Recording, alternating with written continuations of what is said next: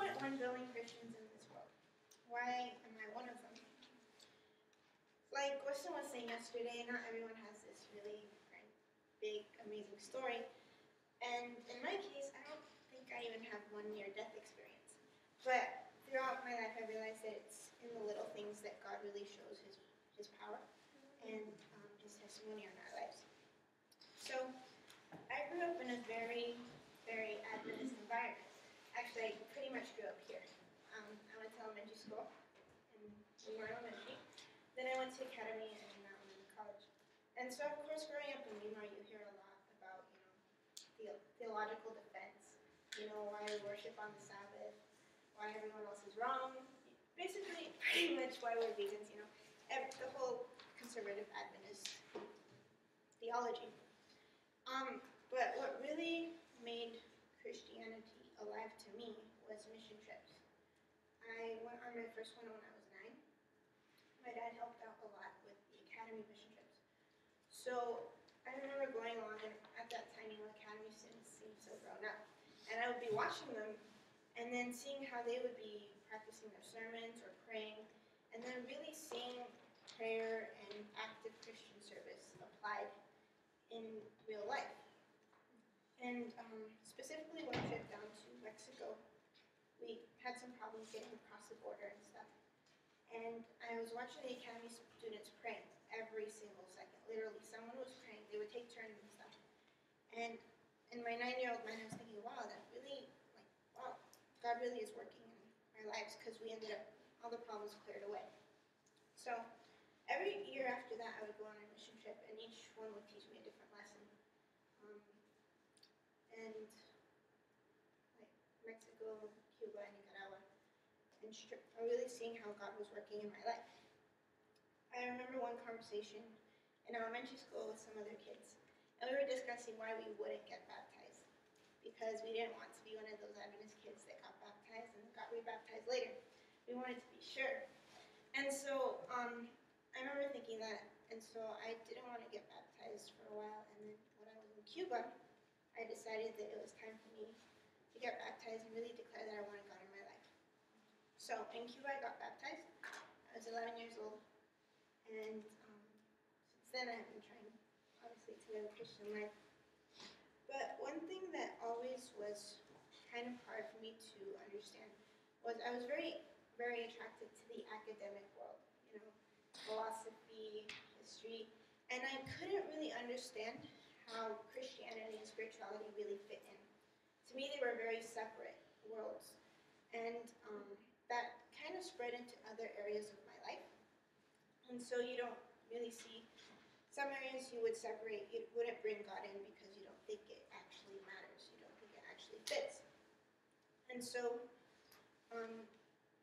that's one area. And so I was always attracted to it, but I knew that I should involve God in everything.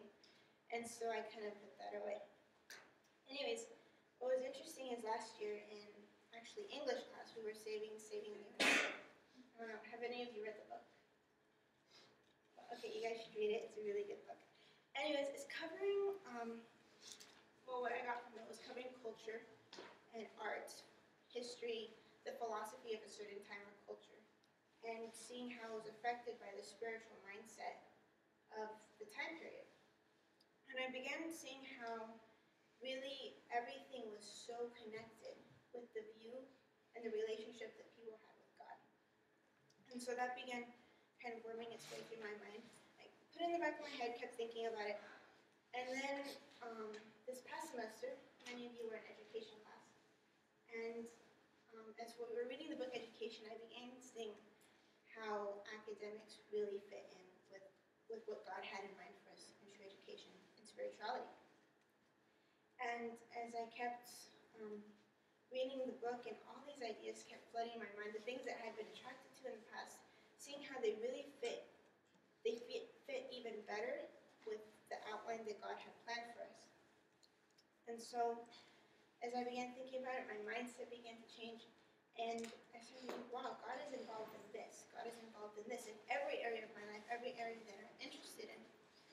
And I was talking one day with a friend, and we were saying how we should be praying for God to show us his hand in the little things of life, in the everyday moments that we don't really think he really involved in. And so I began praying more specifically for little things. Like throughout my day, I would think about something small and I would pray about it. And then later see how God actually answered that prayer in such a, what could seem a tiny way, but really was showing me how involved he is in every single aspect. C.S. Lewis, he wrote this quote that I didn't write it down because I lost my notes.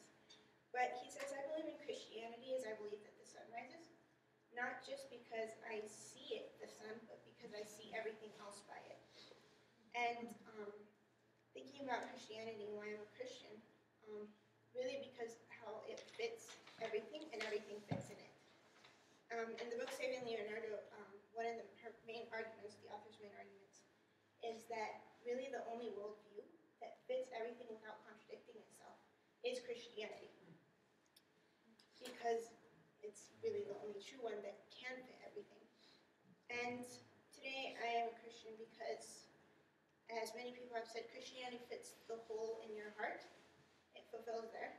It fits the hole in logic. It fits everything there. And it satisfies every single aspect that we can as throughout history, for me as an individual, for other people as an individual, and for even any logic that we could think of. So that's why I have to